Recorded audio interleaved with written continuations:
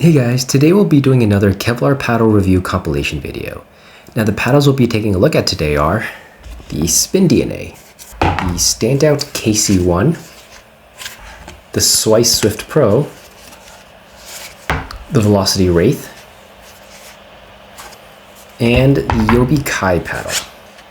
But let's first start off with the Spindna. This is a really small paddle brand, and I believe at this time is only selling this one paddle through eBay, which although is quite strange, the paddle has been confirmed to be USAP approved. It's a hybrid Gen 2 with a Kevlar surface, and for the swing weight we got 115 and the twist weight we got 6.55. At $99, this is the cheapest paddle on this list, and also the best value. It does something similar to Friday Pickleball, where if you buy more than one, the price goes down even more, but unlike them, they use a peel pie texture instead of paint grit. I believe it's the cheapest Kevlar paddle on the market right now too, and overall, it's really solid. It's a good forgiving hybrid paddle and a very easy recommendation at its price point. There's nothing too noteworthy about it, but since it does come in at that lower price point, it's a great beginner paddle to consider if you're looking for something in that hybrid shape that's all court leaning control.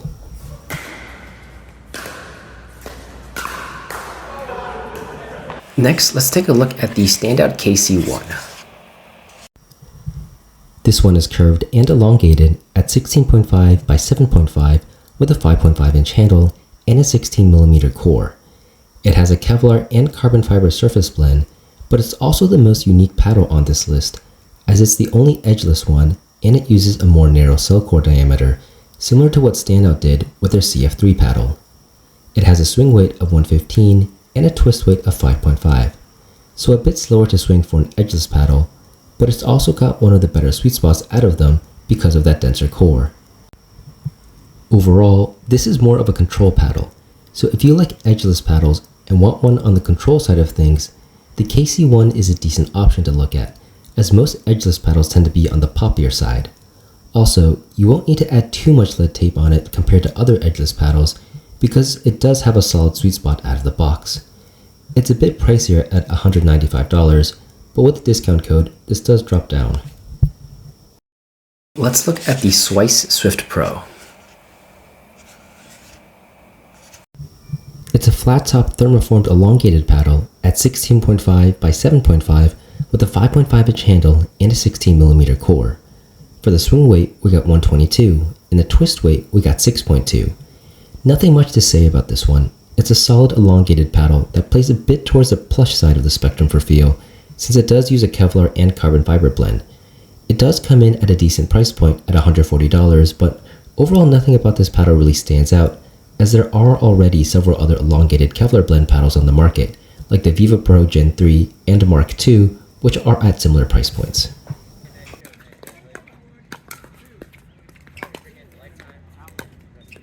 Next up, let's look at the Velocity Wraith. Also a thermoformed elongated paddle that's 16.5 by 7.5 with a 5.5 inch handle and a 16mm core, though this one does have a curved top. For the swing weight, we got 115, and the twist weight, we got 6.00. It uses a full Kevlar surface, and the paddle this one is closest to is actually the Hyperion C2. Not many Kevlar paddles are in this curved elongated shape, and the Wraith is basically the C2 but with a softer feel from the Kevlar.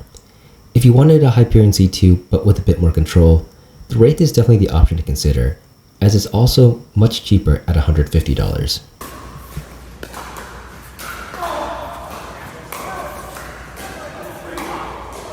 And finally, let's look at the Yobi Kai. This is a hybrid-shaped thermoform paddle at 16.25 by 7.25 with a 5.25 inch handle, and the core thickness options are 14 and 16mm. The swing weights are 108 for the 14 and 112 for the 16, while the twist weights are 5.90 for the 14 and 5.95 for the 16. Both are actually some of the lowest numbers I've seen for hybrid paddles, and they have softer feels to them, so they lean more towards the control spectrum for thermoform paddles. The 16mm reminds me a lot of the original Rhombus R1 Pulsar with a shorter 5.25 inch handle.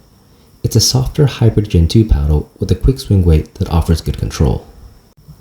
The 14mm is a good option to consider if you want something that's even quicker to swing, but it's a bit similar to the 16. Though the similar feature with both is that they are very customizable with their low swing weights, and I do encourage adding tape on them to bump up the stability. Both paddles go for $150, but this does drop down with a discount code. Anyways, that's it for today's Kevlar paddle reviews, and if you want to pick any of these paddles up, I've added my discount code here and links to purchase them in the video description below.